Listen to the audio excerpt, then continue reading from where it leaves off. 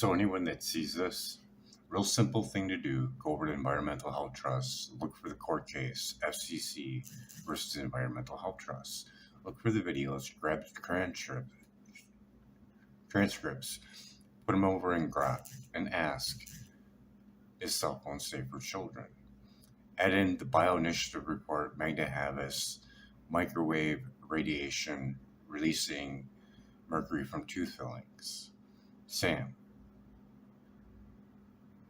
go over to Environmental Health Trust. Read everything you can. Look at the FCC safety guidelines that are outdated and lost in court, and didn't look at the vulnerability of children and pregnant women. We can get a meter and test the levels. Look at how they came up with those out safety guidelines that lost in court. Blasting animals with microwaves to the point where they can't push a lever even though they're starving for food, and dividing that number by 50 and only by 10 for workers is not science. And we are headed down a road with 5G and 6G, riding on that old, outdated, just looking at thermal effects. Go check out Robert Brown, microwave specialist, radiologist specialist. 10,000 at the window, 700 at the bedroom. And then look at Martin Hall, EMF, the major cause of autism. Look at Dr. Klinkhart in his 10-case study. We have the numbers that he used in his 10-case study. Samuel Milham, the author of Dirty Electricity, the Babysit Project, Bioinitiative Report, buildingbiologists.org for a specialist in your area and tests. Do a video, show a friend. Smart meters on the house, smart devices in the house. And children absorb 10 times more microwave radiation. Go look it up. Ask Grok, but it likes to lie.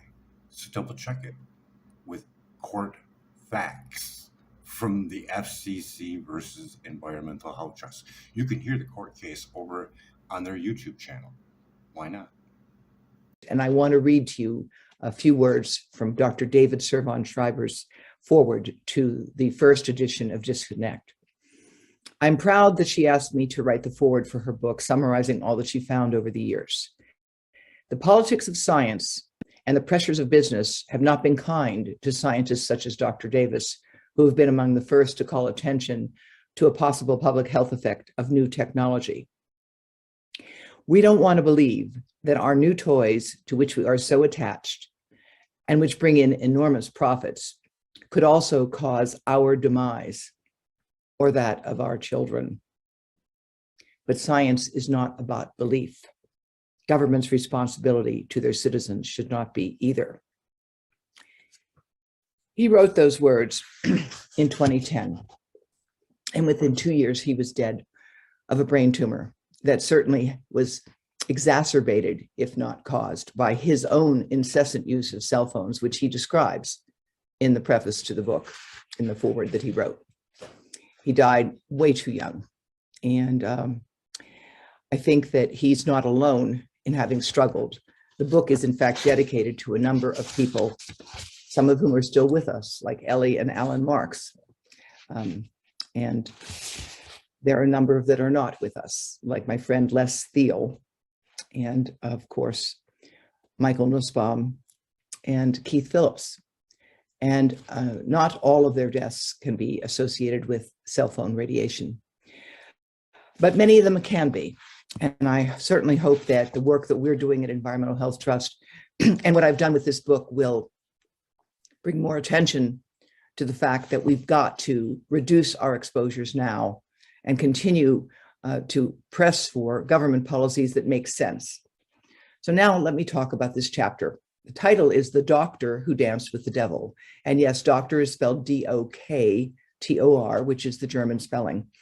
It focuses on a very special and unique fellow in this field. His name is Professor Dr. Franz Edelkoffer. Franz Edelkoffer is a giant of a man, both physically and in terms of what he did for this field. He led a team of researchers in many different parts of Europe. They were well funded at the time. And what they did was to ask the question of whether or not cell phone radiation might cause damage to DNA. Now, that might seem right now to be a silly question, since we now have evidence from the National Toxicology Program and many other studies published since then, all of which show DNA damage from levels of radiation that you can get from current exposures to cell phones and other devices. That's an established scientific fact. But when I wrote this chapter, which would have been in 2009, published in 2010, there was more of a debate. And it turns out, as I explain in the chapter, that the debate was in no small part manufactured. It was absolutely manipulated by the industry, which saw this as nothing but an opportunity for more war games on the science. Louis Slesson, in his pioneering work with microwave news, had documented that a memo had gone from Mondavi Associates, the PR agency, to Motorola with respect to one of the earlier findings that cell phone radiation was able to cause damage to DNA. That memo was sent from the PR agency because they knew they had a problem. They had highly inconvenient science emerging. So when I first met Edelkofer, we met in Germany. It was a hot summer day. We sat outside. Of course, nowadays you would never talk to anybody except for sitting outside, given what's going on with COVID. But he told me about his experiences in 2008. He and his wife were on their way back to their summer home that they had on this lovely island off of Greece. And he was getting off of the ferry to set foot on Paros, the island in which they have had their family home for a long time. And just as he was about to leave, his cell phone rang, and he rummaged for it from his handbag and turned it on. And his world was turned upside down. It was his colleague, Herr Professor Dr. Ugo Rudiger, telling him that they had been charged with fraud. Now, for a scientist to be charged with fraud is one of the most grave and serious things that can happen. And elsewhere in the book, I talk about the fact that the same thing happened to another distinguished pioneer in this field, Henry Lai, and his colleague Vijay Singh. They are the ones who in 1994 first did research looking at the rat brain, showing that when exposed to levels of radiation that would subsequently be associated with cell phone radiation, that those rats developed damage to their DNA. And they, in this early research in 1994, Lai and Singh pioneered in the development of a test called the Comet assay, which could show the unraveling of DNA. So they were doing that work on their own. It is subsequently recognized for the innovative development that it was in toxicology, because they actually created for the first time a method for discovering how DNA was affected at the nucleotide bases that hold it all together. It's a double helix that is held together at different points by the nucleotides. And they were able to show literally physically the unraveling of that DNA as a result of exposure to levels of radiation that we now know are associated with cell phones. But this was 1994. Now, in 1994, there was no Telecommunications Act. In 1994, it was hard to locate antennas. So what the industry did was two things. They attacked Henry Lai and Vijay Singh for their science. They accused them of fraud. And I tell the story in the afterword to the book about what happened to them. Ultimately, Henry Lai and his work has been upheld and confirmed over and over again. And the Bioinitiative report has repeatedly documented evidence that levels of radio frequency radiation, microwave radiation, currently emitted by devices can damage DNA experimentally. And the most recent evidence of that has come from the US National Toxicology Program, which was finally published in 2018, after it went through an amazing and unprecedented level of peer review. Now, back to this chapter. It's 2008, and Franz Edelkofer is about to start his family vacation with his wife, and he gets word that they have been accused of fraud and that there is a huge public awareness of this accusation. The accusation is not just coming in the rarefied world of science, but it's going to make it into all of the media.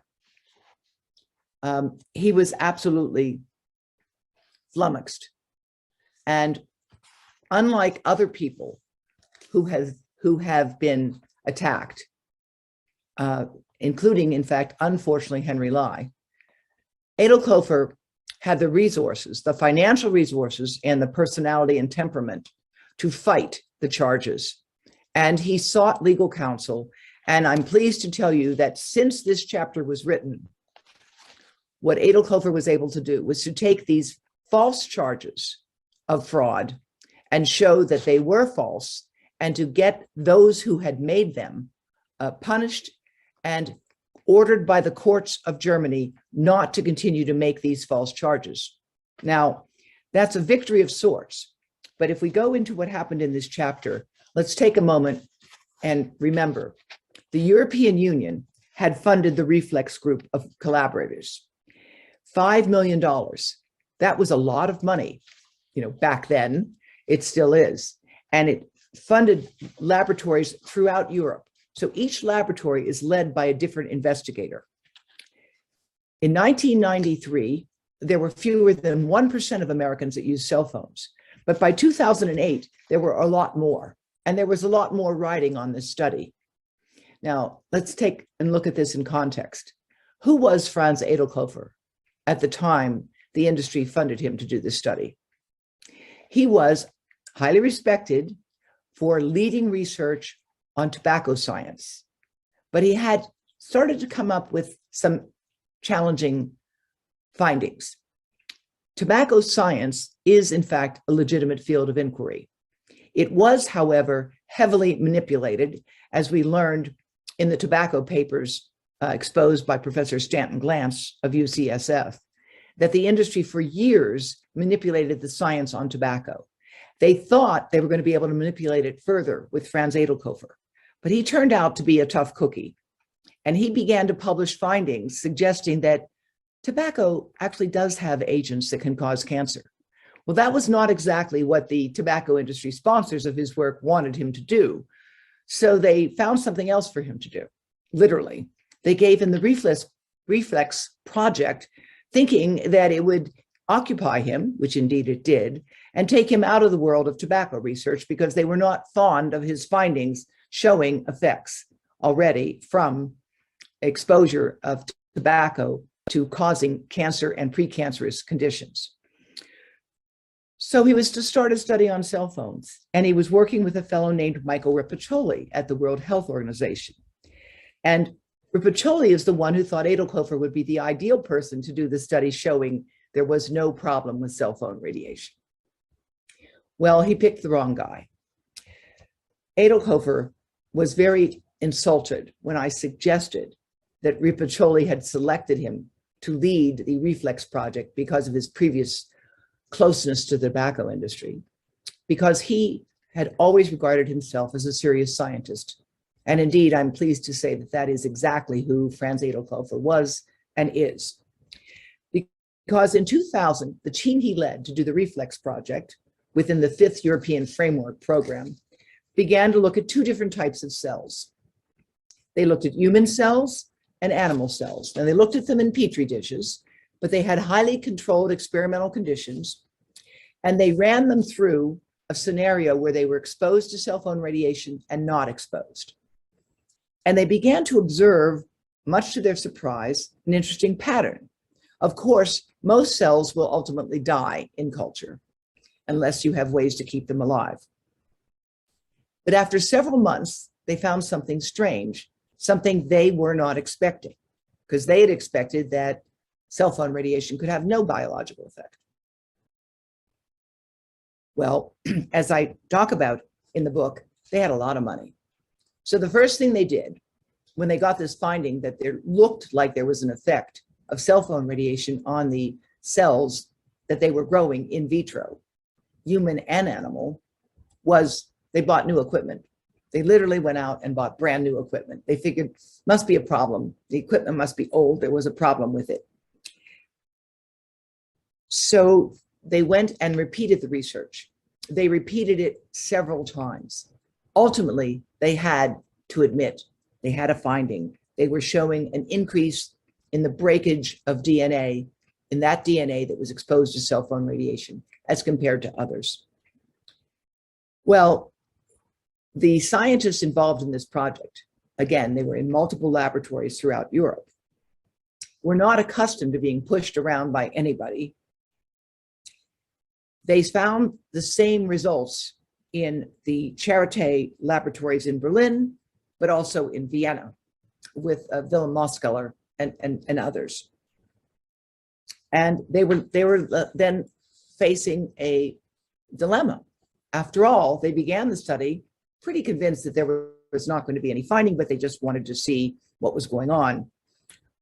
Well, at the time the reflex project was started, not a single one of those scientists knew that the Office of Naval Research had started a similar study way back in 1974.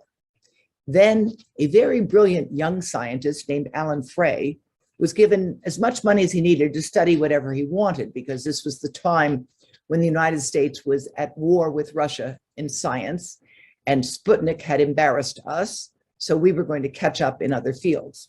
And Frey was one of the young scientists then given free range to study whatever he wanted. And one thing he noticed, and one thing he was curious about, was a radar technician.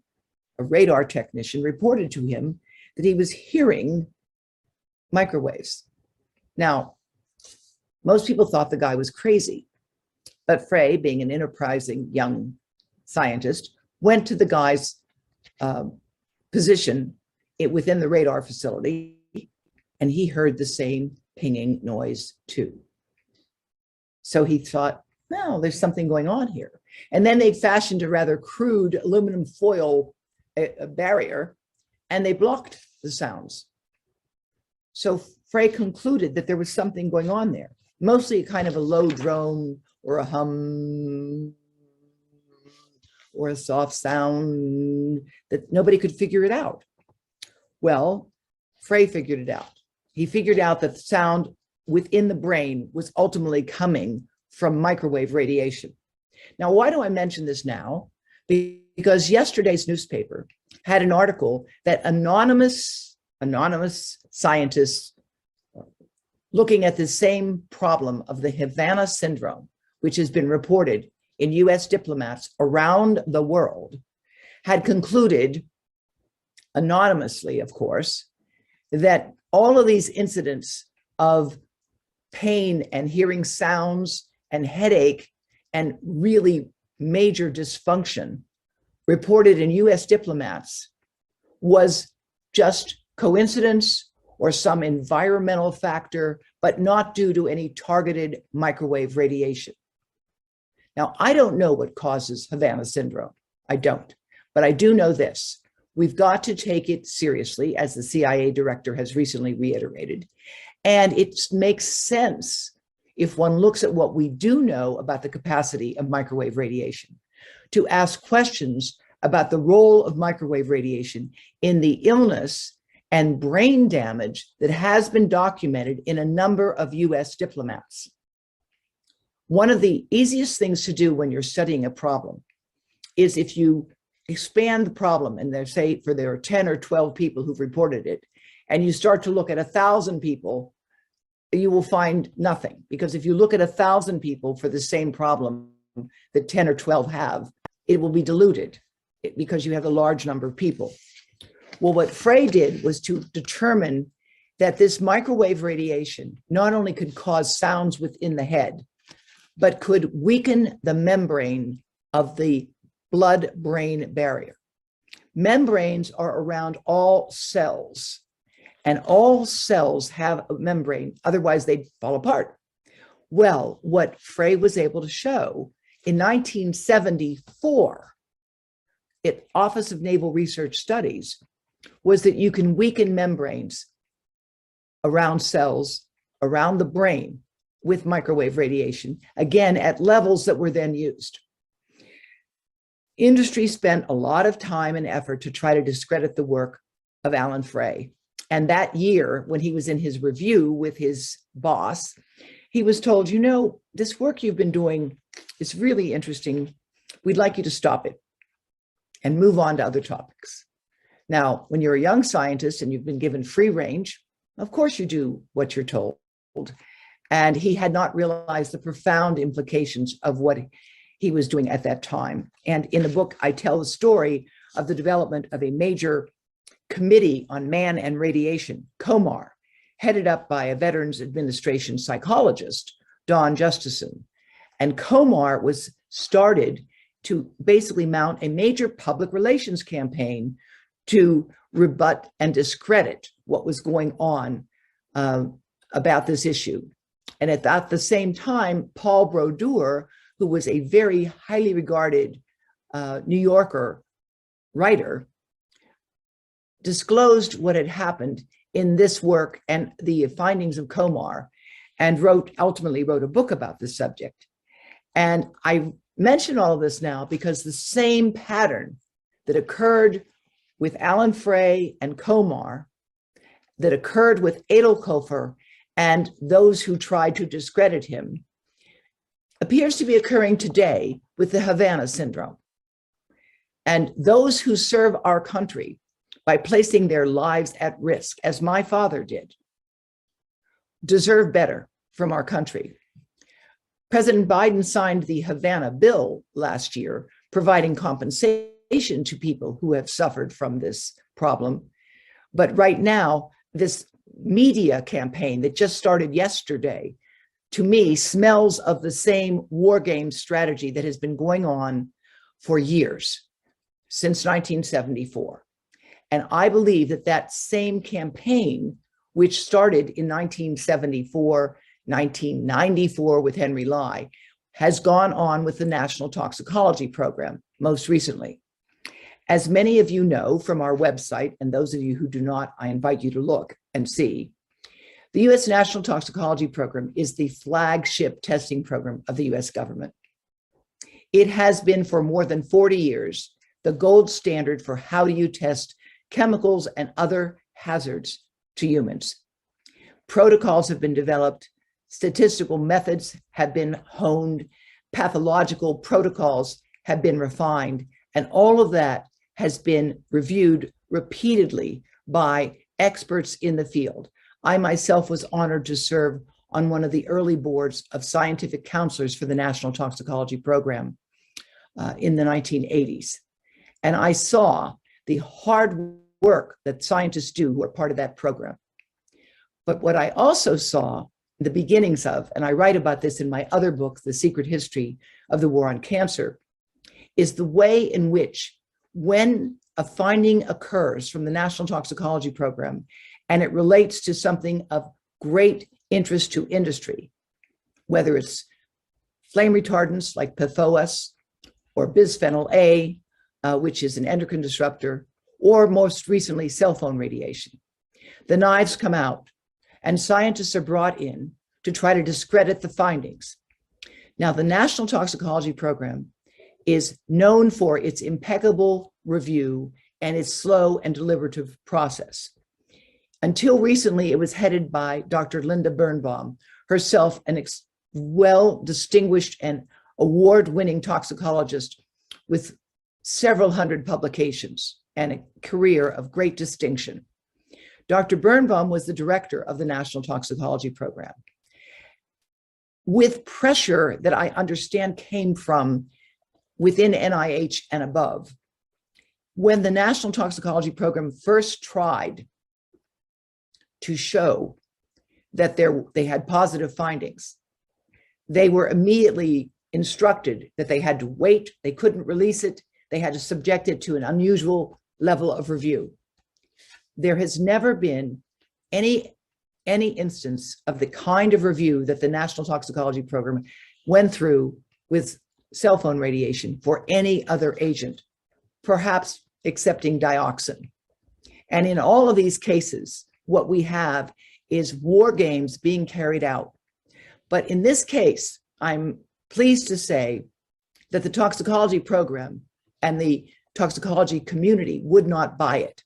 And when independent toxicologists were brought in, some from Mobil Oil and Procter & Gamble, and asked to review the data from the National Toxicology Program, Environmental Health Trust was there, so was Mark Arazi of PhoneGate Alert, Ani Sasko, and others.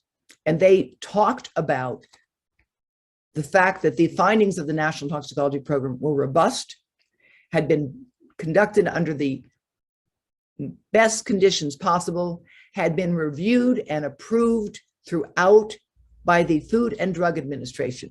And that becomes really rather ironic, because you see, in 1999, the Food and Drug Administration had first nominated cell phone radiation for evaluation. In 1999, long before we had addicted millions of school children around the world to these devices. And only in 2009, 10 years later, when Environmental Health Trust organized an international meeting and the US Senate under Senators Harkin and Specter organized a major hearing on the subject, did the National Toxicology Program start to report the protocols that they were using. And when they completed their study, which would have been around 2014, they were basically shut down and not allowed to release it. And only after an unprecedented level of review were the findings of the National Toxicology Program finally released. And now we face the dilemma, not surprising, that the FDA, which does not have any expertise in this field right now, decided to tell the FCC that they believe that the NTP results, which they originally requested, which they reviewed, which they saw over all aspects of it, that they now decided it's not relevant to humans. So I tell you that what's going on now today in 2022 is exactly what has gone on throughout the history of this problem, which is war games are being conducted on the science and the scientists. Now I'd like to stop and allow our executive director, Theodora Scarrato, to make a few comments and share with us some of the questions that we've received while I've been chatting with you about this. I urge you, by the way, to stand by, because we will be releasing later this year an updated version of Disconnect, which will address some of the current issues and challenges that schools and parents face with respect to 5G and others. Thank you so much. When I first learned about this issue, and I read this book actually a few years after I learned about this issue, I was impressed at how all of the studies have been known for decades, and you document it in this book, and I thank you. And here we are now where the same war games are going on. I'd like to ask a few questions that have been sent to me. One is about this new review. There is a review that was published in JAMA Oncology, actually, which says what a lot of industry messages say, which is that since the radiation is non-ionizing, it can't harm us or damage our DNA. And so that directly relates to this chapter in the book where what he found was impacts from non-ionizing radiation. Can you talk about this review and other such reviews that are being published that say there is no effect and no harm? Well, thank you for mentioning that. It's a publication by a fellow who has not written in this field at all, not at all. And he makes the assertion that because non-ionizing radiation lacks the power to directly break DNA, therefore it's impossible for it to have any biological effect. Well, we have known that that's not correct for more than 30 years, since the work of Lai and Singh and others. And so the assertion in this JAMA Oncology article is false. The whole premise of the article is false. And as you know, Environmental Health Trust, with your leadership, has put together a very detailed critique of the Grimes article. And we are calling for a retraction of it, not because it's fraudulent in the direct way of making up data, but it is fraudulent because it completely ignores the National Toxicology Program finding. It ignores Lyonsing. It ignores the reflex study. It ignores multiple findings of DNA damage that have been shown to be associated with cell phone radiation at current levels of exposure. And we understand that Grimes has previously taken on other questions like pesticide safety. Again, it appears that he is a defender of industry in that case as well as in this case. And he once appeared in a commercial for Vodafone telling people that 5G is actually okay. And the idea of the commercial, which I found quite surprising, was to be information.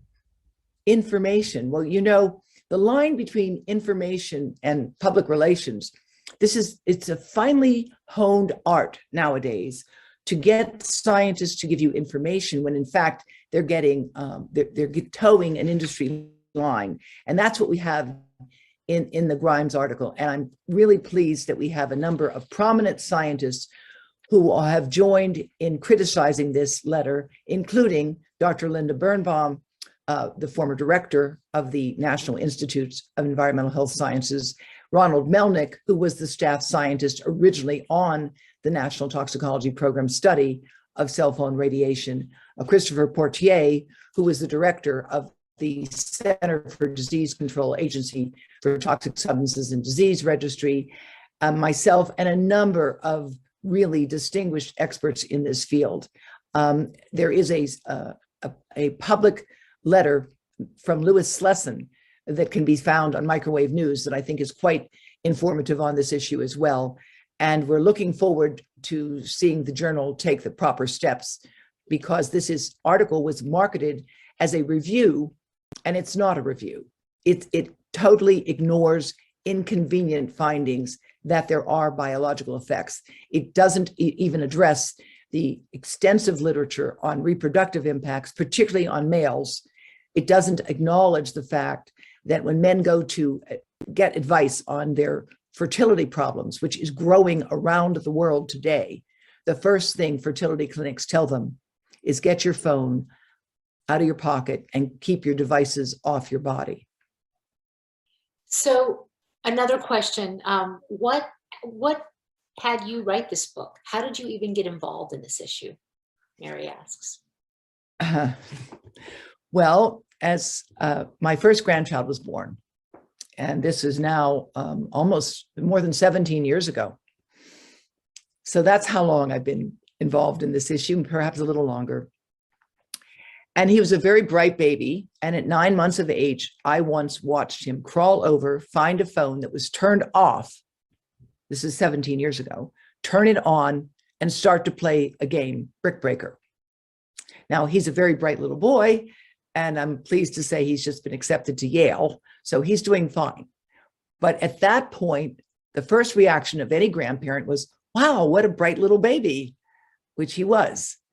But then I began to look into what I knew, because I'd been on the CDC lead poisoning prevention committee, and I understood the exquisite sensitivity of the developing brain of the infant.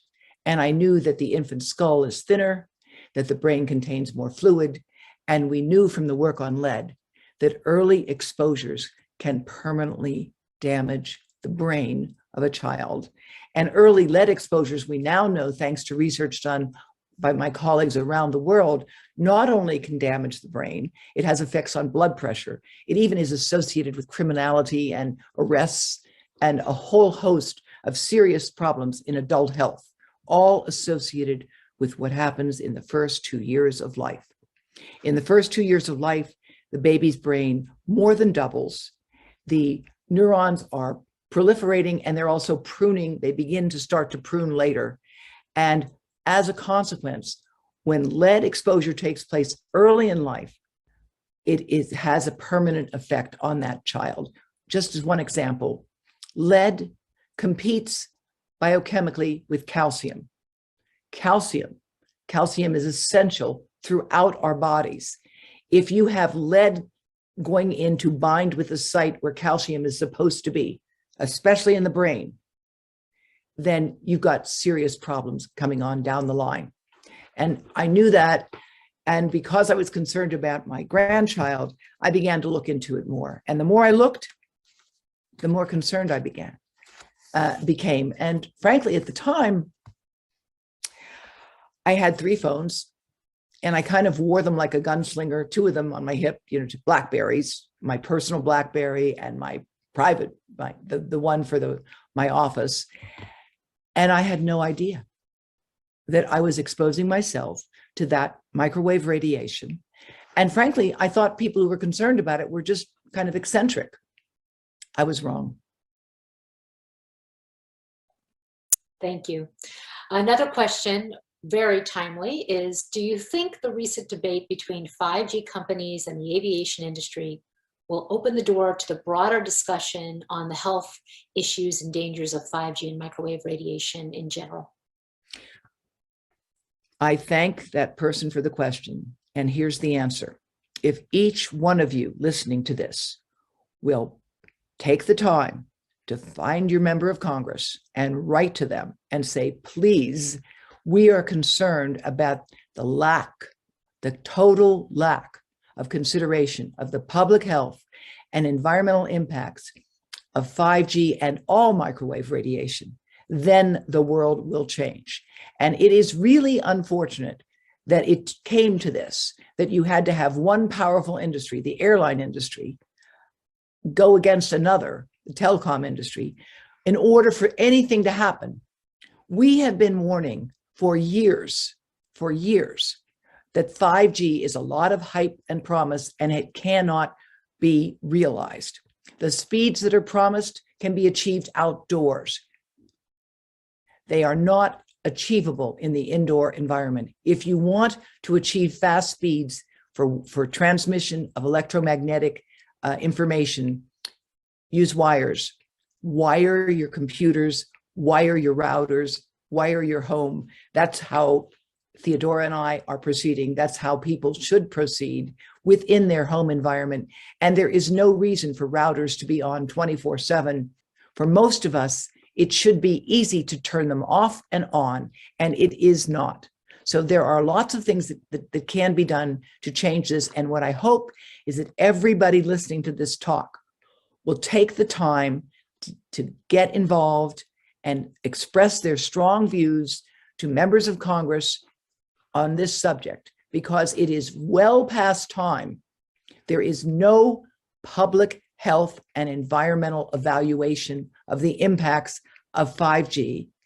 The last time standards were set for each one of the devices we use now is 25 years ago. And the courts have said to the FCC, you need to show us how you decided to tell us that a 20th century approach can be applied to a 21st century technology safely with no change in your protocols. We challenge that, and anyone looking at our website will see that we stand on valid, sustained scientific findings of the U.S. National Toxicology Program and many, many others. Yeah, there's 2 state bills that are moving forward in New Hampshire, where they're trying to get a 1,640 feet setback for wireless antenna installations from homes. And also in Maine, they're looking at amendments to a bill, which was a streamlining bill for 5G and cell and wireless facilities. And industry is coming forward saying there is no science that shows harm. And really importantly, they're saying that our federal health and safety agencies have reviewed the science and alongside with the FCC have determined that these limits are safe, that safety is assured. And that is not backed by fact. That is a not fact. That is misinformation that's being put out by the wireless industry. As our lawsuit, Environmental Health Trust et al. Confirmed, the EPA did not file any opinion to the FCC about the safety of wireless, for example. The National Cancer Institute also did not file any opinion about whether wireless was safe or if the limits were safe. And even the FDA, in their short little few sentences that they put into it, didn't show any report that they'd even reviewed the science on 5G and wireless in any robust way. They had a skewed report, which we talk about. But I would like to mention, and Dr. Davis, I don't know if you know this actually, because we've been doing so many things, but I just received an email from a mother in California, and she actually had the FDA write her back. And the FDA said that they do not have any science on cell towers or 5G to share because they don't have authority for that. So they confirmed that in a very clear email, which we'll be sharing online. And the right. It was gold. It's just the truth. I think that this person didn't get the memo from whoever else that they're not supposed to say that, but that is the truth. So the FDA has no jurisdiction over cell towers. They don't have any, they haven't reviewed the research on cell towers or evaluated whether FCC limits are safe when it comes to cell tower radiation, which we're going to be exposed to 24 hours a day, especially if there's a cell antenna right outside your window, like this woman who wrote the FDA was. So I have another. Take a second and just explain something, as you know, but maybe some of our viewers don't. For 5G to work, you will need to have antennas about every 100 yards or less. So the densification of antennas that's going to be required for 5G to work is unprecedented. More than 1 million new antennas will be needed in the United States alone. They've recently been a number of tests of the operation of 5G where it's gone live in some cities, and it doesn't reach the speeds that have been promised. And here's the deal, as our president likes to say. For 5G to work, you need a 5G phone, a 5G router, a 5G antenna, a 5G computer. So it's a marketing plan for the next generation. Well, many of us feel like the current generation, if we could get it to work better, and we started people understanding that the reason why you all can't get on at 5 o'clock in the afternoon is because everybody's trying to get on. And the more Wi-Fi you make, the more jammed and more crowded it's going to be. It's really not feasible. And a lot of thoughtful people at MIT and elsewhere have warned about this problem and have called for rethinking our entire approach to wired broadband infrastructure. So the infrastructure bill does include a lot of money for improving broadband access, and we support that as long as it's wired, as long as it means we move forward with not exposing our children in schools to massive amounts of radiation when they don't need it. And when you can plug in devices, you will save money and you'll be sparing children's health as well. Yes, and just for a clarification, which I wish the industry would put forward more honestly, 5G is going to utilize low band, mid band, and high band.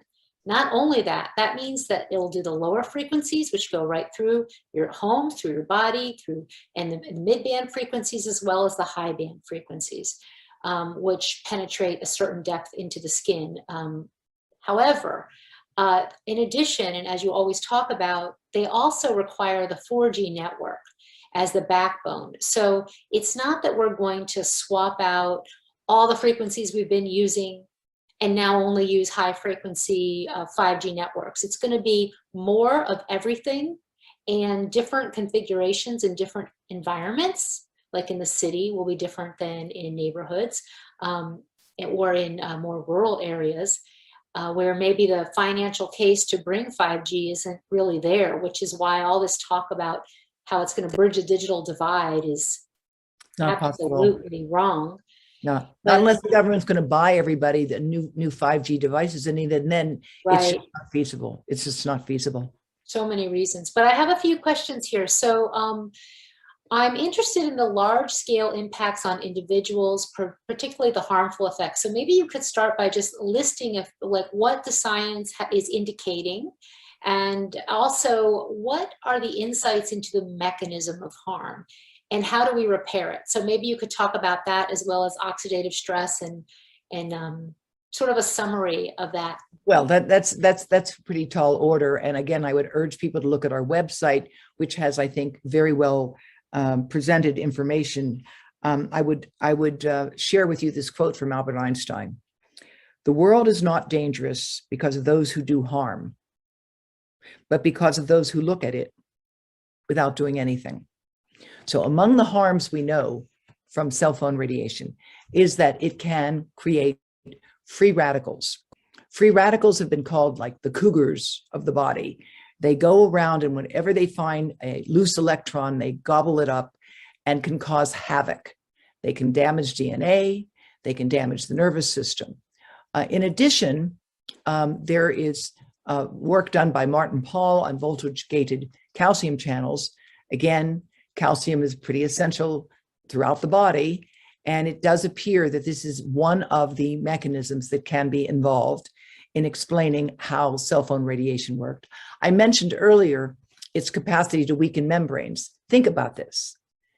Membranes, whether it's the testis or the eye, all of our body has cells, billions of cells, each one of which has a membrane.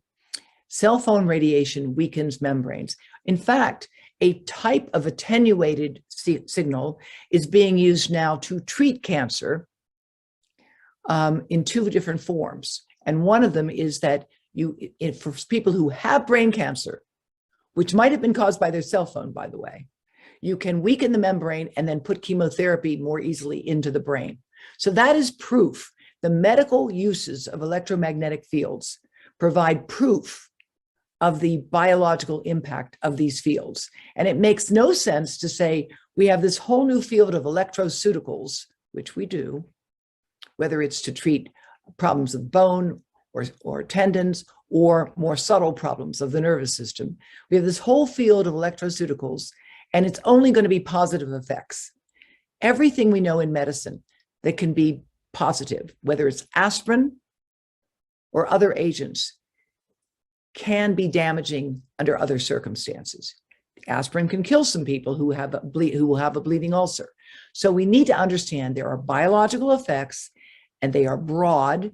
They include, in the case of membranes, damage to sperm, damage to the quantity of sperm, the quality of sperm, the ability of sperm to swim, the shape of sperm. All of that has been documented. And that is in my book in the chapter called The Trouble with Men.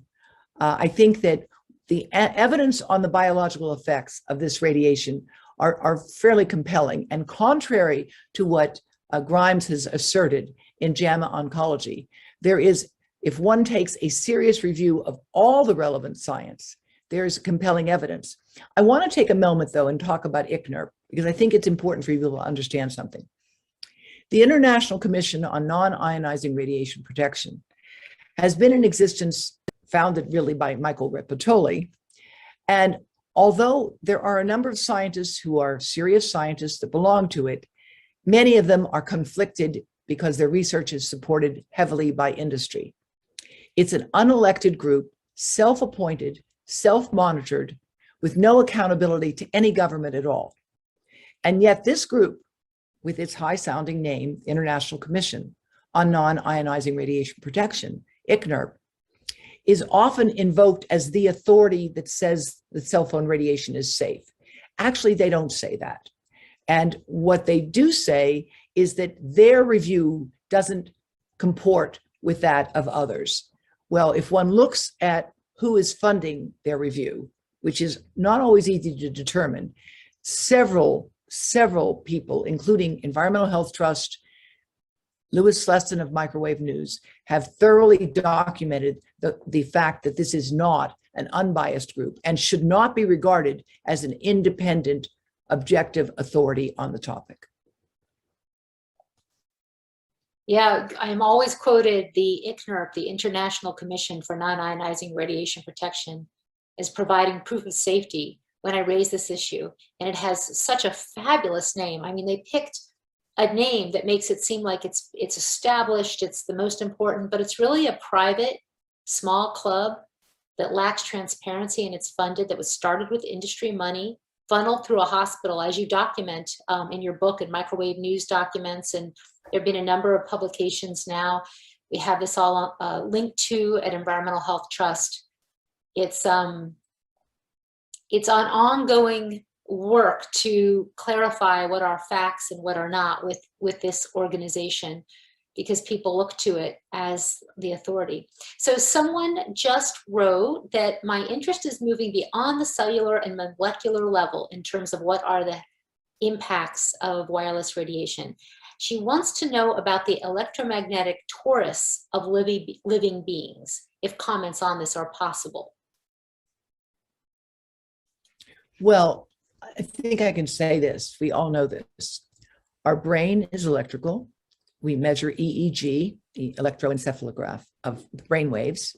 There are several different types that have been characterized. Our heart rhythm is electrical. Now, we naturally have low levels of electromagnetic fields that keep us alive. The definition of death is the cessation of electrical activity in the brain. The difference between life and death is not chemical. We contain the same chemicals whether we're alive or dead. The difference between life and death is electrical. So we are profoundly electrical beings. And it is beyond arrogant to think that while we are electrical beings, we can bathe ourselves in levels of electromagnetic fields that have never existed throughout human history. Not even 5 years ago did the levels exist that we have today, and assume that it's all safe. I'm particularly concerned about the AirPods, not because they're high levels of radiation, they are not, right? But if a child is going to have the AirPods in all day long, and some children sleep with them in order to soothe themselves to sleep, the amount of radiation going into and through the brain, it's a terrifying thought. I don't care how soothing your child might find it. This is not a good idea. If you need to put sound into their heads because they have serious disorders, and there are some children for whom that is the case, then get them a wired headset and figure out ways to download things, as you know very well. If you download something to a wireless device and put it on airplane mode, you can still play the music. You just don't need to be getting the wireless radiation into their bodies. So yes, we are electrical beings, and because of that, we need to be extremely mindful of the additional exposures that we're getting. Thank you. And I also wanted to point out, as someone has reminded us, that the European Parliament came out with a report of the health impact of 5G. They released it in July 2021.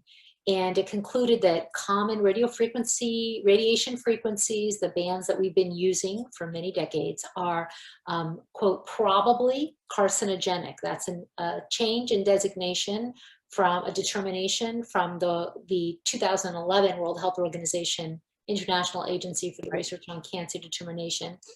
But the report posits that it has met criteria to be at least probable, and clearly affects male fertility, with possible adverse effects in the development of embryos, fetuses, and newborns. And of course, there's been this recent 3-part series publication by some of our nation's top experts in the United States about the impacts to wildlife, which is a whole other arena of whole other work of science that is quite complex, because of insects, birds, bees, trees all have different impacts from different frequencies and so forth. But that is also online at our website. And the point that they make is that the air should be defined as habitat for species, and it is being contaminated by this new environmental pollution. And with 5G, with the proliferation of all of these wireless antennas in front of our homes, but in front of where animals live, where airborne species are, is going to have impacts that haven't even been calculated. And so all of this is documented in the literature, and here we are. So I have time for just a few more questions, and I'm gonna, Victoria asks, So you can put them in the chat or in the Q&A. Is there a business and financial case that we could use in the fight against 5G and electromagnetic fields?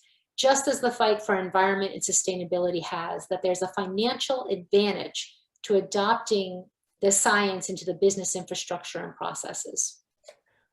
There are a number of MIT economists who have been looking at this question for a while, and I don't have their names at my fingertips. But yes, there is a business case that was, let's talk about one thing very simple. Swiss Re did a report before the pandemic where they evaluated the risks of 5G, and they concluded that 5G was, quote, off the leash and could be worse than asbestos for the secondary insurance industry. You cannot insure against health and environmental impacts of 5G and other forms of wireless radiation. This industry, which is the largest in the world, a multi-trillion-dollar global industry, self-insures. When, and it's not a question of if, but when they are found guilty of withholding information that has caused the death of Coach Dan Brown and many, many others from cell phone radiation, which I talk about in my book, when they are found guilty of this, it will have no effect on them economically, even if they have to pay out billions of dollars because they are that wealthy. But the business case against it is very simple. They cannot get secondary insurance.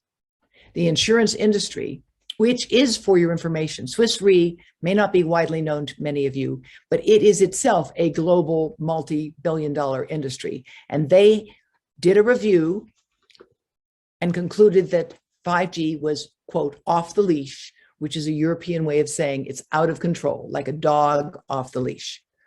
So I want to make sure that that, I think, is the core of the start of a business argument for sustainability and financial accountability. Wi-Fi can be limited to emergency and medical and uses where it truly would be helpful, but we should not, all of us, think of our lives as being emergencies all the time, because that is what has happened as a consequence of the proliferation of this technology. And we need to understand that for our children's sake, there is no educator of young children today who will tell you that they are learning well with computers, period, whether it's wireless or not. Young children, elementary age children, learn best with teachers who talk to them, who look at them, and even with the masking limits that explain things in a hands-on way. And that is not happening when they're learning how to draw by putting their finger on a desktop or an iPad. And so we need to have a meeting of the minds of the early childhood educators, as well as the insurance industry. And another aspect of this business case is the following. We are seeing, unfortunately, increasing sickness and death in young adults in the United States that we cannot explain. We cannot explain. And there are many factors here: the opioid epidemic, the pandemic itself, the alienation. I am, as an epidemiologist, and certainly not going to tell you that all of the morbidity is due to wireless radiation. However, I will tell you that we do not even ask the question properly. And that, as an example, we did publish with my colleague, Anthony B. Miller, who is one of the most distinguished epidemiologists in the world, who's written more than 600 articles himself. With Anthony B. Miller and others, we published an analysis of the rate of rectal cancer in young American adults under the age of 40 from the CDC's data. From 2010 to 2020, that rate quadrupled. Now, it's a rare thing to have rectal cancer in a young person that age. But the amount of rectal cancer and colorectal cancer that is showing up in people in their 40s today is so alarming that the American Cancer Society is now shifting its guidelines for when screening should be begun. So anybody out there that has kept their phone in their pocket until today, from now on, you can't do that. Please go get screened. You can do a fecal occult test for blood in the feces, because it's a rather effective way to determine whether you might be growing a polyp And this is a totally preventable cancer if caught early. And we are seeing an increase in it in young people. And I don't know the explanation for this. I don't. But we certainly think that cell phone radiation could be one of the major contributors to it. There also was a publication by Yale researchers funded by the American Cancer Society finding an association between cell phone use and a common genetic variant, and finding an increase in tumors, increased risk in those people. With thyroid cancer, yes. And especially there's a type of thyroid cancer with a type of SNP, a genetic mutation, which is fairly common. And for those people that use phones a lot and had that mutation, they had almost a 4-fold increased risk of thyroid cancer in a study by Dr. Luo, L-U-O, and colleagues at Yale University, which is a very important finding because thyroid cancer is another one of the cancers which is increasing for lots of reasons, including, by the way, that we can find it more easily. And a lot of it doesn't need to be treated, but it's important to find it and to understand what is going on. And again, there, as you pointed out, Theodora, there's a very important study that was published recently, sponsored by the American Cancer Society. Right. I'd like to add a few things about what you talked about with Swiss Re, which classified 5G as high risk off the leash. And I have all of this in my Medium article that we shared. I'll put a link to it after I go over this, because it's so important for our elected officials to know that the wireless radiation is actually defined as a pollutant by the companies themselves. So AT&T Mobile Insurance, Verizon Total Mobile Protection, page 10 of their protection plan for cell phones, when you go to buy your insurance for your cell phone through them, says coverage is excluded for pollutants. Pollutants are defined as any solid, liquid, gaseous, or thermal irritant or contaminant, including smoke, vapor, soot, fumes, acid, alkali chemicals, artificially produced electric fields, magnetic fields, electromagnetic fields, sound waves, microwaves, and all artificially produced ionizing or non-ionizing radiation and waste. Not only that, but the companies themselves say in their 10K tax filings that they warn their shareholders of the potential risk financially, but they don't warn people who are living with cell towers outside of their windows, or communities that want to know safety information when a cell tower or cell installation is proposed in front of their home. So for example, Crown Castle warns shareholders that if radio frequency emissions from wireless handsets or equipment on our communications infrastructure are demonstrated to cause negative effects, potential future claims could adversely affect our operations, costs, or revenues. Then they say, if a potential connection between radio frequency emissions and certain negative effects, including some forms of cancer, it's been the study of substantial study in the scientific community. And then I quote, "We cannot guarantee that claims related to radio frequency emissions will not arise in the future, or that the results of such studies will not be adverse to us." They also say, "We currently do not maintain any significant insurance with respect to these matters," Dr. Davis, as you just pointed out. So, and in addition, some insurance companies are not insuring elected officials who are making decisions about this. They're not insuring them for if they get sued for making a decision that then harms people. The Portland schools, for example, doesn't insure their members on this issue. So just to conclude, we have one more question about, well, let me read the second one. What about the links between climate change exacerbation and electromagnetic radiation? So if you could conclude with that, that would be great. Yes. I'm happy to do that. I want to point out that I've published a couple of op-eds where I talk about 5G as an energy vampire. Perhaps you can share those links if you find them easily. I will. Because what we know is this, and this has become evident in the debate between the airline industry and the cell phone industry on 5G. pay attention, fellows. The French have solved this problem by having their 5G antennas near airports use 2.5 to 3 times less power than we are going to allow in ours. In other words, the power of our 5G antennas is 2 to 3 times more that of France and other countries. Why? You have to ask the industry. But I can tell you this, 5G antennas consume much more energy than 4G and 3G. We know that. That's been established. In fact, it was so out of control that in China, they started to turn off the 5G antennas at night because people weren't using them, and they realized how much energy was being consumed. The more energy you consume for anything, the more greenhouse gases you generate, the more impact you have on climate. It's that simple. So 5G, contrary to being an energy saving device, is actually an energy hog. More devices, more use, more energy, more greenhouse gases, a worsening of climate. And I don't need to tell anybody listening how serious the climate crisis is right now, as indeed it is.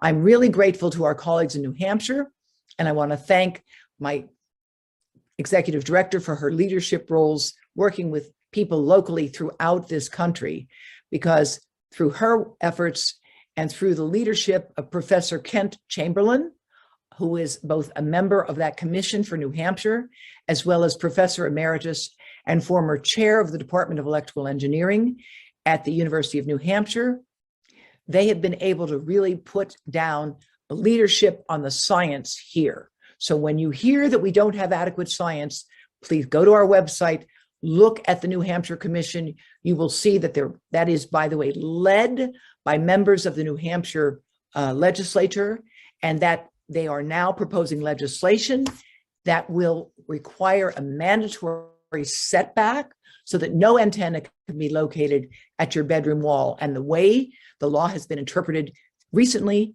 that is exactly what can happen. And so we are working around this nation and around the world to bring you information so that you will understand the limits of what is going on now and how you can take action with us and with other groups, such as the Americans for Responsible Technology, which is seeking to require the FDA to step up and do the right thing on the science, which they have not done. And so please look for that information and join with us and other organizations to see that we advance this issue further. Thank you all very much. It's been a pleasure talking with you today. And please do get involved, get informed, and help people get educated and motivated on this issue. Thank you. Thank you so much. And this will be available, recorded. We'll place it online. So we hope you will share it in your community. Thank you. I'd like to give you an update on our historic legal appeal to the U.S. Federal Communications Commission. We presented our case in oral argument to the U.S. Court of Appeals for the District of Columbia Circuit. The 3 judges in the case were the Honorable Karen Henderson, Patricia Millett, and Robert L. Wilkins. When these judges questioned FCC counsel Ashley Bozell, it was clear that they had read our briefs. Judge Patricia Ann Millett raised really important questions about the cumulative exposure, especially to children using iPads and wireless devices during this pandemic. And I'd like to play you a clip. In both the introduction and then even in your final decision here in your second report and order, there's lots of discussion about how there's so many new devices and people are using multiple devices. They're using them, way more people are using them, and way more people are using them all the time or through extensive periods. This was even before the pandemic when we're now living on this stuff. But even before that, the amount of usage, the number of devices used often simultaneously, the age range of people who are using these and how long they're using them. That was all quite sensibly what the FCC asked for. The FDA came back and talked about cell phones and cancer. How was it reasonable for the FCC to rely so heavily on a response from the FDA that there's no indication relied on this specialized committee and did not address the very things you asked for information on: other devices, the use of multiple devices, and physical harms other than cancer. How is that reasonable, even with the super deference you get at this stage?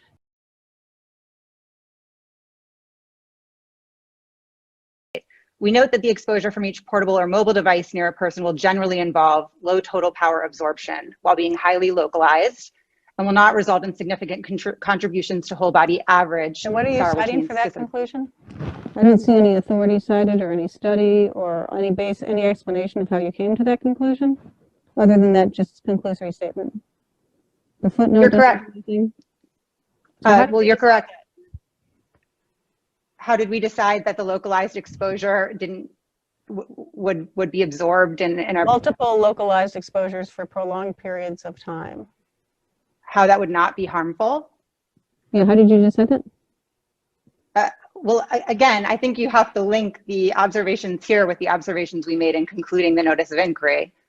You're correct. There is no footnote here, but if you go back to the resolution terminating the notice of inquiry, we said repeatedly that there was no evidence of any effect, not just cancer, any illness from radio frequency emissions below our existing levels. And in fact, we said below, at, and sometimes even above our existing and that levels. One said, sorry, can you point me to that paragraph where it said, where it was addressing cumulative impacts?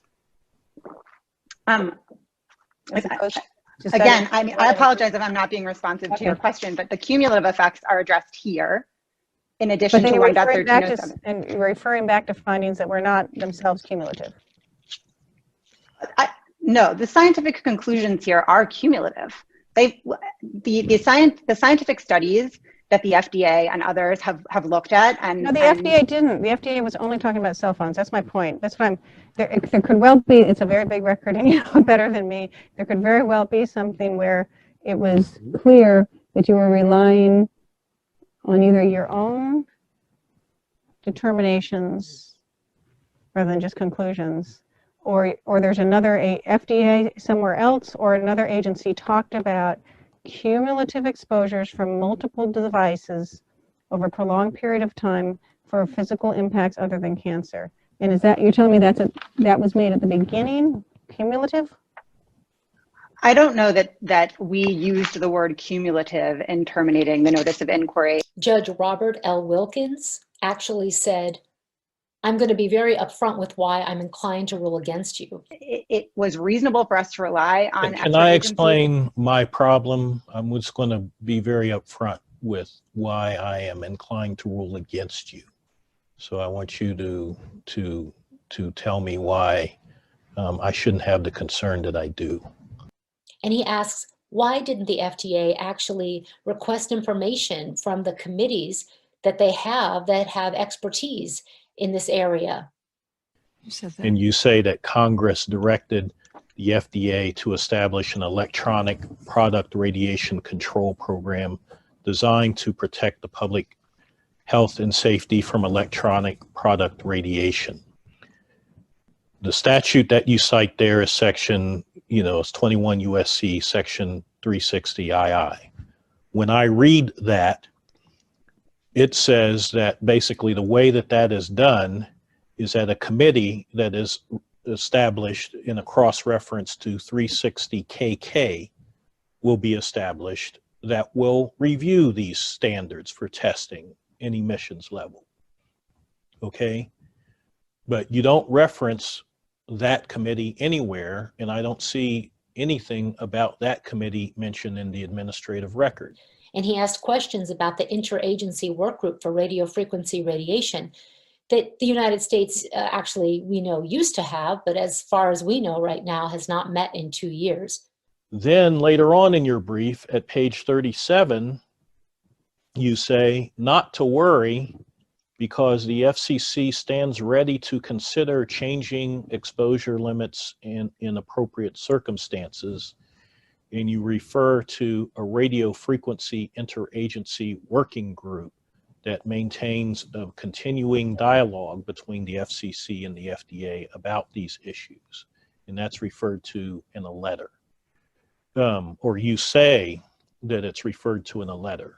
But when I read that letter, I don't see any mention of that working group, and I don't see anything in the record that says that that working group actually exists or looked at any of the evidence in this case.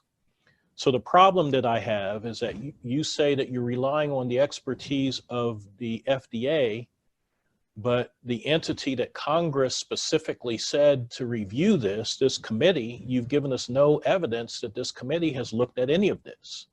And then you say that in the future, to the extent anything needs to be looked at, it's going to be looked at by this working group. But I don't see any evidence that the working group looked at anything this time. So why shouldn't I send it back for the relevant working groups and the FDA to look at this record? Now, this questioning to the FCC took place in the second half of the oral arguments. FCC counsel Ashley Boisel stated that there is a scientific consensus. They referred to other expert organizations and bodies, citing the World Health Organization and the International Commission on Non-Ionizing Radiation Protection. So as I said, the FDA said in its letter at JA 8187 that it was engaged in an ongoing review of the evidence in this area. And then, as you say, it represented a specific conclusion with respect to the National Toxicology Program's research on cell phones. But that was coupled with representations in our termination of the notice of inquiry at JA 12 that the World Health Organization had found no substantiated adverse effects from fixed facilities. So this wasn't an inquiry that was limited narrowly. You are way more expert than me. Is an iPad a fixed facility? No, an iPad is not a fixed facility. Is a watch a fixed facility? No. Right. Okay. Is a wireless laptop a fixed facility? No, but when the notice of inquiry talked about the ubiquitous use of devices, was it talking about fixed facilities? No, not exclusively, but I was going to No, but I don't think that was, okay, I get that, but I apologize for not being responsive. The fixed facility stuff, to me at least, doesn't feel responsive unless I'm misunderstanding it. I'm really curious about all these other devices. What I'm doing is referring to our explanation of why the existing limits continue to be sufficient. And what we said in terminating the notice of inquiry is that the scientific evidence, and we relied on the FDA, but we also referred to other expert organizations and bodies, that the scientific consensus had not changed. And I think it's a mistake to characterize what we did as relying exclusively on the FDA's conclusions, because that's not what we did here. We also looked to the views of, as I said, the World Health Organization at JA 12, the International Commission on Non-Ionizing Radiation Protection, the National Toxicology Program scientists themselves said don't rely on this rat study and extrapolate to humans. Now, I'd like to point out that the World Health Organization EMF project, which the FCC counsel Ashley Boisel is referring to, is actually, according to a published article that is in the FCC record, an entity with long-standing conflicts of interest. And Dr. Leonard Hardell's paper on the World Health Organization called A Hard Nut to Crack documents how the fact sheets that the World Health Organization has online have, I would say, less than transparent origins. And at Environmental Health Trust, we actually have been writing the World Health Organization EMF project, and we have been asking for information as to who wrote the fact sheets, what they are based on, and so forth, because these fact sheets downplay, whitewash the actual body of evidence on electromagnetic radiation, and they're used the world over as proof of safety, when in fact what we know is that the staff at the World Health Organization EMF project is actually one engineer without a medical background, and she refuses to answer our questions, try as we might, simply to know who wrote the fact sheets and how they were written. What was the process by which they were written? In 2011, the Cancer Institute of World Health Organization, with the help of 31 experts from all around the world, classified radiofrequency radiation, including mobile phone radiation, as possibly carcinogenic. And 3 weeks later, it was very strange because the World Health Organization headquarters issued a fact sheet that dismissed the cancer risks and the cancer classification. Whilst the IARC classification covers all radio frequencies, Fact Sheet 193 only refers to mobile phones. This creates the impression that the classification does not apply to other uses of radio frequencies, such as masts, Wi-Fi, DECT phones, radars, and industrial uses. But the sentence, "To date, no adverse health effects have been established as being caused by mobile phone use," fails to reflect the accumulating body of evidence. This WHO wording is strangely reminiscent of the discourse of the manufacturers who demand the highest level of scientific evidence. And the very fact that you can interpret this sentence as contradictory, cette phrase comme contradictoire, ça veut dire that means that it's not very clear, it is even a bit misleading. un peu trompeur.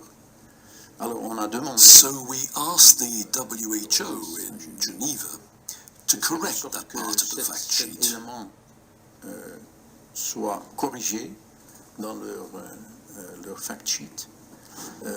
Mais malheureusement, But unfortunately, I've checked, the sentence is still there. This key sentence has enabled manufacturers to deliver a message downplaying the IARC classification, which actually recognizes some tentative evidence for the increase in cancers due to exposure to radio frequencies.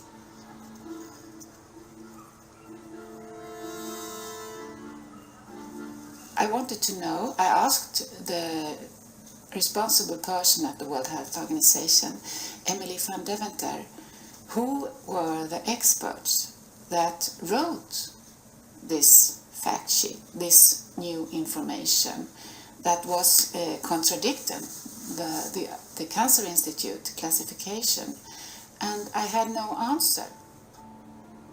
Emily van Deventer is the current head of the EMF project within the World Health Organization.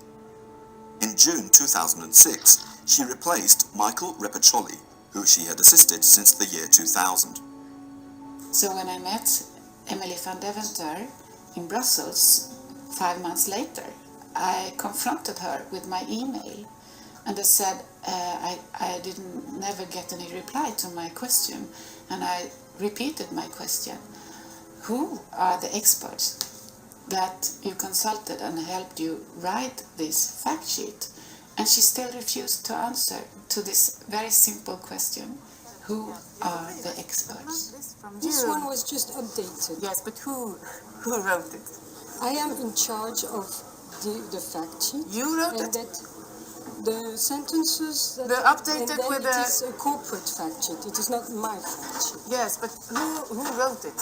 Who changed the sentence? Yes, was it you or did you consult I external changed experts? the sentence. I consulted with a number of experts. Who were and they? And I Yes. have to ask my administration if that is an acceptable question. Emily van Deventer has no specialist knowledge in the field of health. She is an electrical engineer with expertise in electromagnetic fields. She is a member of the IEEE, the Institute of Electrical and Electronics Engineers, which originally set the international standards for public exposure to mobile phones. Emily van Deventer was a lecturer in the Electrical and Computer Engineering Department of the University of Toronto in Canada. Here she carried out research financed by the telecommunications companies Bell Canada and Nortel before joining the WHO. During her public health role, Emily van Deventer remained in close contact with scientists who work for the industry. She co-wrote an article questioning the principle of precaution with some vocal defenders of the interests of electricity companies. In 2006, she joined Michael Reproduction and Peter Valberg from the product defense consultancy Gradient in signing an article supporting the theory that electromagnetic waves pose no danger to the public. I shared with you this excerpt from the excellent film Microwave Science and Lies, which you can watch online, because there have been years of scientists and journalists asking the World Health Organization who wrote these fact sheets, which the Federal Communications Commission is actually referring to. I'm going to replay what the FCC Council states about the National Toxicology Program. The National Toxicology Program scientists themselves said don't rely on this rat study and extrapolate to humans. Now, I should add that on the record is extensive documentation documenting how criticisms of the National Toxicology Program are unfounded. Telecom attorney Joe Sandry filed an amicus brief in the case with a statement by Dr. Linda Birnbaum. She's the former director of the National Institutes of Environmental Health Sciences, the former director of the National Toxicology Program. And in her statement, she states that overall, the National Toxicology Program findings demonstrate the potential for radiofrequency radiation, and that's wireless radiation, to cause cancer in humans. Now, she also goes through the findings of the National Toxicology Program. You can read that in the amicus briefs. Please go to our website at ehtrust.org to download the briefs, download the amicus briefs, and read more.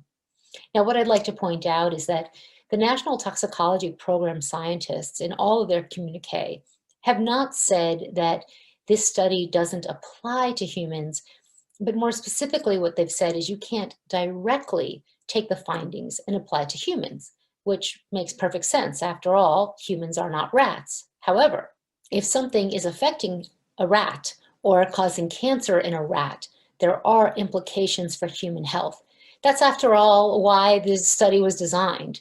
In fact, the Food and Drug Administration asked for the National Toxicology Program to do this study. Now, the question is, why would the Food and Drug Administration ask for the National Toxicology Program to do a study on animals if it wasn't relevant for human health? And they actually state in their nomination of the for the NTP to do this research that they needed to look at animals because, of course, you can't experiment on people, and you wouldn't see rises in cancers and other effects for decades because of how long it takes to develop brain tumors and other cancerous tumors in people. The study also found DNA damage and a type of damage to heart tissue, and this was all at levels that were considered non-thermal. They didn't appreciably increase the heat. Now remember that the FCC is saying that heating is the only harm. Now, the National Toxicology Program study did find that the wireless exposure caused clear evidence of tumors in male rats, and those tumors were the same cell types as are found in case control studies in humans who have used cell phones for more than 10 years. If wireless radiofrequency were a drug, we believe that it would be banned and pulled off the market by now because of all the reported side effects. Second, we have aggregate limits that apply to fixed facilities. Those are set forth at 1.1307b3, and they require that all I'm not talking about fixed facilities. I'm talking about watches. I'm talking about iPads. Okay, those are not fixed facilities. So sure. And then I'm also not talking about just using a phone and holding it up to your ear. People don't use their phones, hardly use them for phone calls anymore.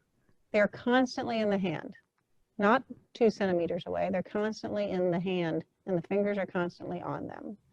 And so I'm just trying to understand how the FDA coming back and talking about cell phones that are in a holster, or nobody keeps them anymore, or are in a purse, or they're not being used, is it all, and looking only at cancer, is it all relevant to an inquiry, again, into the effect of this radiation frequency from multiple devices that are used in entirely different ways now, an entirely different volume, and throughout the population, including children who live on iPads. Judge Millett is speaking about the way cell phones are tested, as if they were in a holster, which of course we don't do that anymore. Remember, we used to walk around with a phone or a little clip on the belt, and there was a space between the phone and the body. So we explained in that paragraph that exposure from mobile and portable devices tends to be a more localized exposure when they're held close to the body. That would cover things like a watch or a tablet held in the hand or a cell phone. And that exposure, because it's more localized, tends to doesn't need to be aggregated because the whole body exposure is much more diffuse. So we addressed the fact that what expert agency, what other expert agency was the one that addressed that for you? we were making that judgment in our own technical expertise, that the effect of these emissions was not significant in the aggregate, and that therefore there didn't need to be any kind of aggregate limit. But with respect to our reliance, that. Pardon me? How did you decide? I mean, these things are strapped onto the arms and in the hands a significant part of the day. How was it that you decided that that was not a significant change from what you had looked at in 1996? Well, there are no substantial adverse effects from exposures at the existing levels. So the fact that they're strapped on the wrist. Those, and how did you find that? Is this through your 2.5 centimeter test? Well, no. What I'm doing is referring to our explanation of why the existing limits continue to be sufficient. When she talks about how phones are constantly in the hand and not centimeters away, what she's talking about is how, I believe, something that we raised in our brief, which is that the way phones are tested at a distance from a body dummy do not reflect the way that we use devices, because of course, people carry phones in their pockets, touching their body, in their jeans pockets, in their bra, in their tight spandex pants. Babies are handed cell phones as toys. They're basically hugging them. We have virtual assistants that they have near their beds. Their heads are near them. Teenagers are on their phones 24 hours a day. For teenagers, a cell phone may as well be an appendage. I mean, it's like another hand they have. They could never put it down. Newborns are exposed to cell phones because the parents are using cell phones constantly. And of course, this is not just about cell phones, but about Wi-Fi, Bluetooth, and the wireless devices, the billions of devices that make up the wireless Internet of Things being marketed to us nonstop. And it saturated our lives, every inch of our life, day and night, and every age group, from pregnancy to babies, toddlers, kids, teenagers, adults, and the elderly. There has been no review by any U.S. health and safety agency that has looked at all of the research. We formally solicited the views of other entities with expertise in this area. We made very clear that we wanted to rely on them. We relied on the views of expert agencies in adopting these limits in the first place, and no federal agency or body. Did you solicit these committees, or did you just solicit the FDA? At JA 165 of the notice of inquiry, we said we formally seek the input of all of the expert bodies in this area.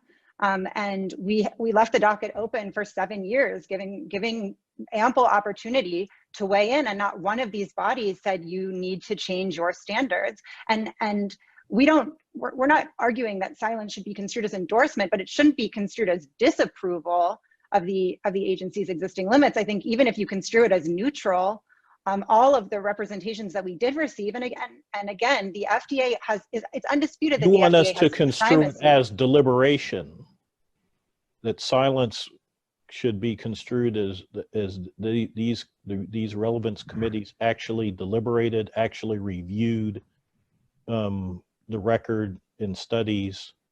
So you are asking us to infer something that's significant. Well, all that we're asking you to infer is what the Second Circuit and Cellular Phone Task Force said was reasonable, which was for us to presume that the agencies and bodies charged with staying on top of this area and regulating in this area and paying attention to the science in this area have done so. And yes, we're asking that you presume that the agencies with responsibility in this area, even when the report that they send back doesn't reference, lots of relevant studies and lots of relevant issues, we still presume that they reviewed those studies and those issues. Yes, I think it's reasonable for the FCC to presume that they did. As I said, the FDA referred to its ongoing monitoring activities and confirmed its responsibility in this area. And I don't think that there's any requirement that the FCC wait for this committee to speak as a committee, that it can't rely on the FDA's representations about the state of the science. Again, this committee is created in the FDA's operating statute and appears in the section right after FDA has been anointed the agency with responsibility in this area.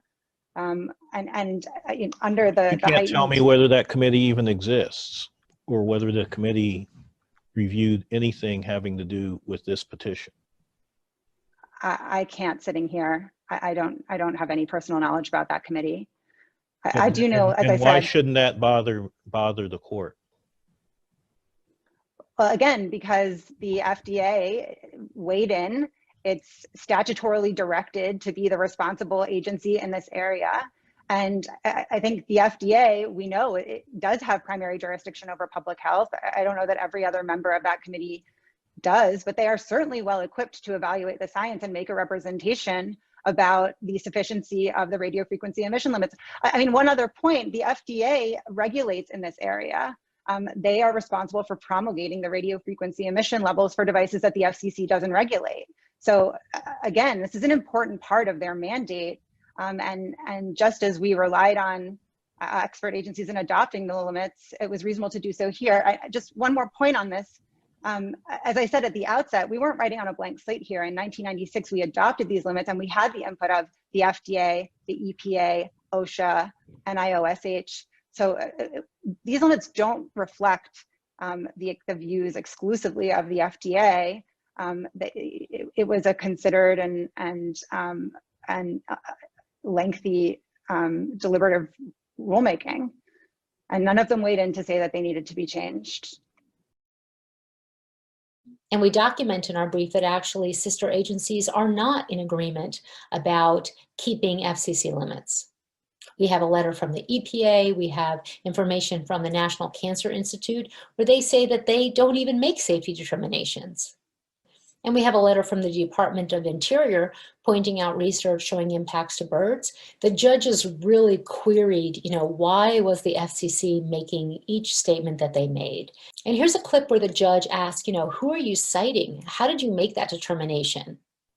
Well, I think that there's nothing in the statute that suggests that the committee has to speak through the committee. I think that the FDA, as the agency charged with keeping abreast of the science in this area, can speak to the state of the science, and it does refer to its ongoing monitoring activities in its letter to the FCC at J8187.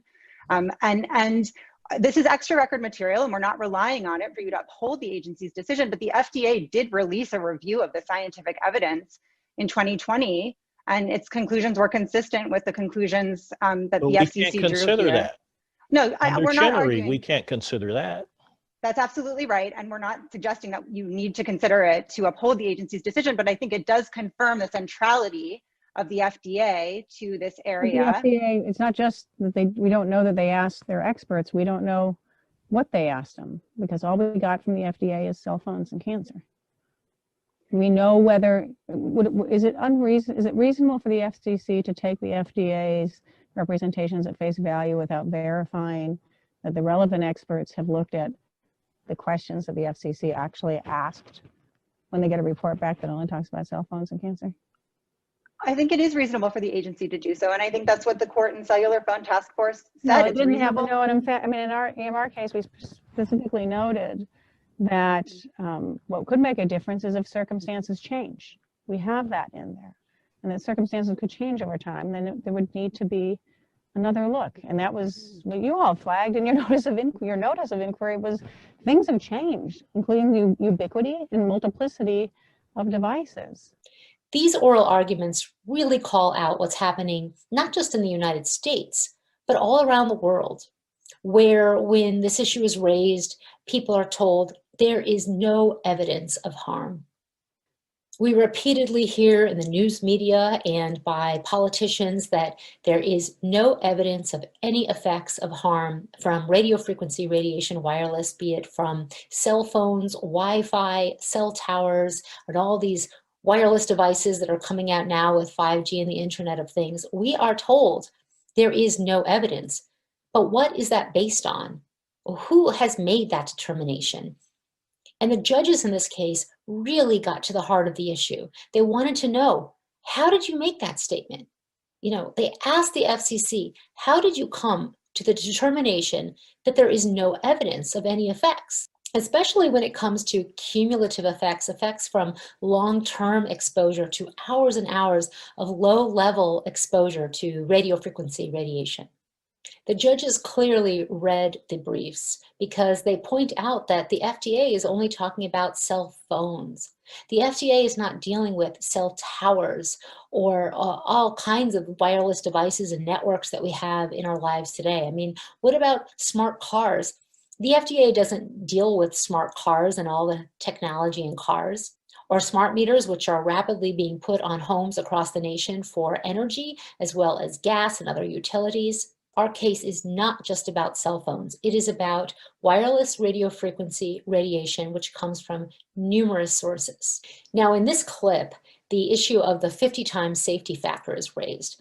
We address this extensively in our brief. There is no 50 times safety factor for several reasons. First, even if there were a 50 times safety factor, a factor of what? The basis for our limits is about thermal heating. So even if that were the only harm, even if heating were the only harm, making a 50 times safety factor from a level set to protect against heating doesn't protect us, because our entire case is about the fact that there is an extensive record of research showing impacts that are non-thermal, that are at very low levels of radiofrequency radiation. And you can listen to the judge query the FCC counsel on this in this clip. And what we know is that at 4 watts per kilogram, we start to observe thermal changes. There are no substantiated adverse effects below that level. And as it is, our standards incorporate a substantial safety margin. They're 50 times safer than that 4 watts per kilogram. Only looking for thermal effects, but non-thermal, not looking for non-thermal effects, right? We're not, the limits address both kinds of effects because the only substantiated adverse effects are thermal ones. And we acknowledged evidence on the other side. We acknowledged that much of the record was not scientific. That which purported to constitute research evidence lacked any persuasive case as to its value or significance. We acknowledged 3 of the 4 major studies that petitioners rely on in their brief and explained why they didn't provide any basis to reevaluate our limits.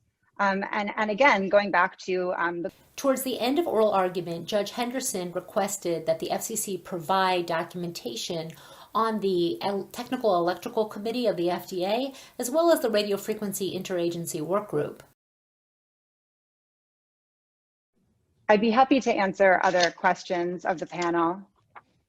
I do have one. How difficult would it be to determine whether these committees and working groups exist? I can easily. Well, I mean, are they set up by regulation or that's my question. Is it a question you can answer with some sort of supplemental submission? Yes. It is a factual question, and it's certainly one that we can answer in a supplement if the panel is interested.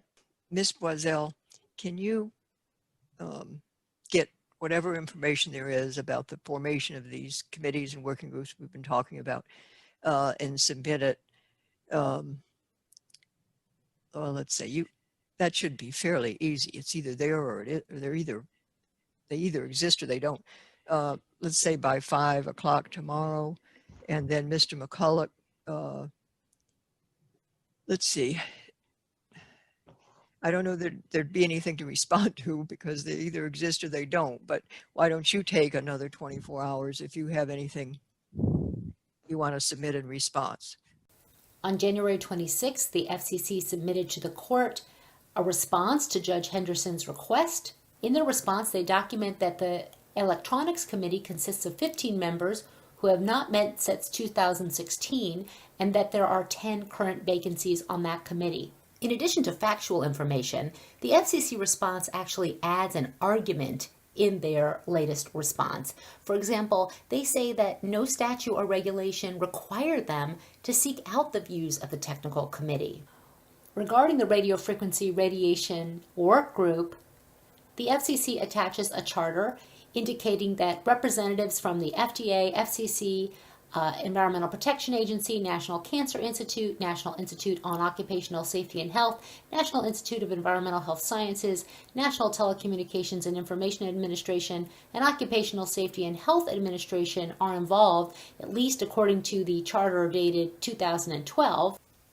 I need to add here that recently I had an email exchange with the Environmental Protection Agency of the United States, and I specifically asked about the Radio Frequency Interagency Workgroup.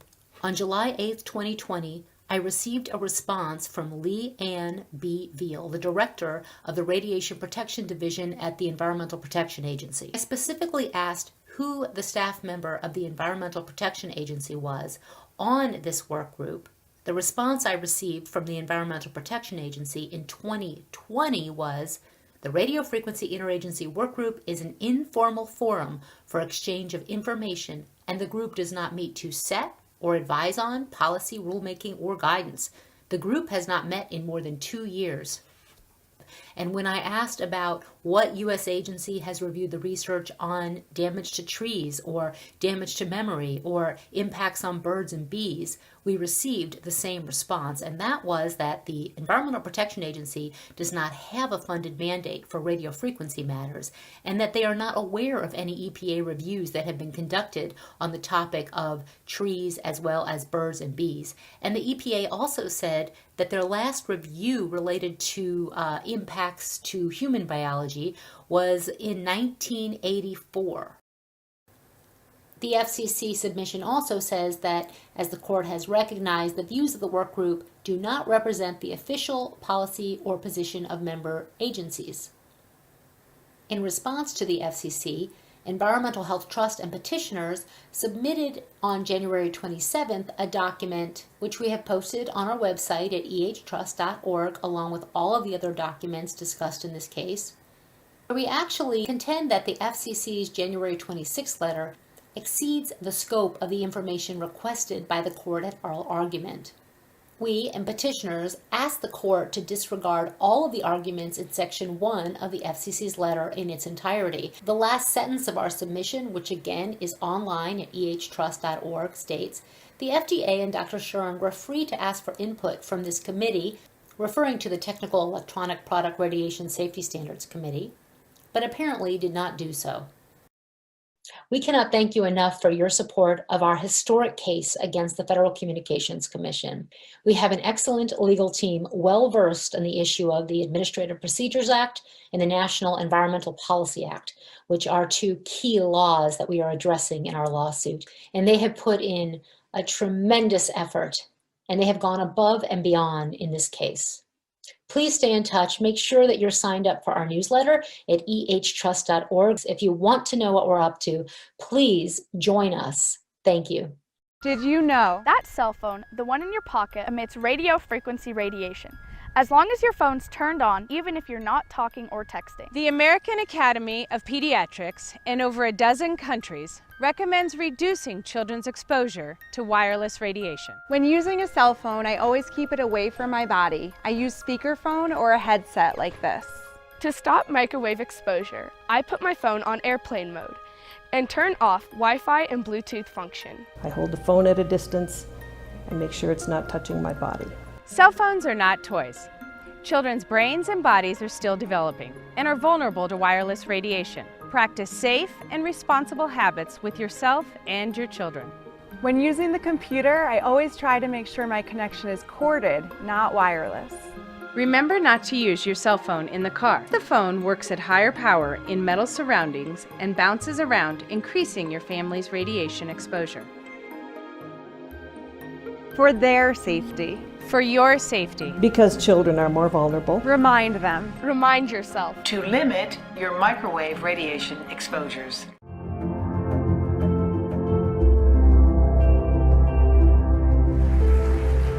Probably the most important thing I did, I was involved as a young scientist in the committee that actually reviewed the data and recommended that there be no smoking on airplanes. You may be shocked to hear that it was even a question for science at the time, but it was.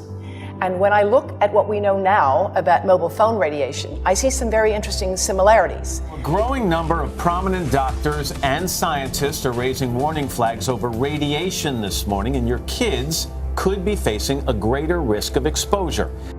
I think the most important study is a study by the National Toxicology Program in a classic large carcinogenicity test, one of the largest ever performed, and for that matter, one of the most expensive.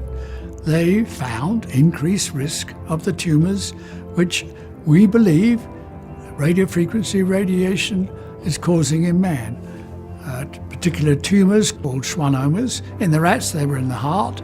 In humans, they're often in the nerve, the ear nerve, the vestibular nerve. Cell phone providers say they follow all safety guidelines put into place by the FCC. The current FCC safety standard was developed nearly 20 years ago. The manufacturers actually tell people in the instruction manual, which I've never read, not to put the cell phone against your ear.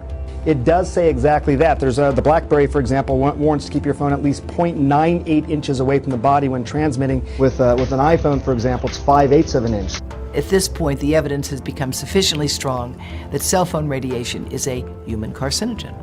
A major development from California's Department of Public Health. High use of cell phones may be linked to certain types of cancer and other health effects, including brain cancer and tumors, lower sperm counts, headaches, and effects on learning, memory, hearing, behavior, and sleep. If it was a real problem, I would know. If it was a real problem, the government would protect us. How come I'm not hearing about this? They're all things I've heard when I give seminars.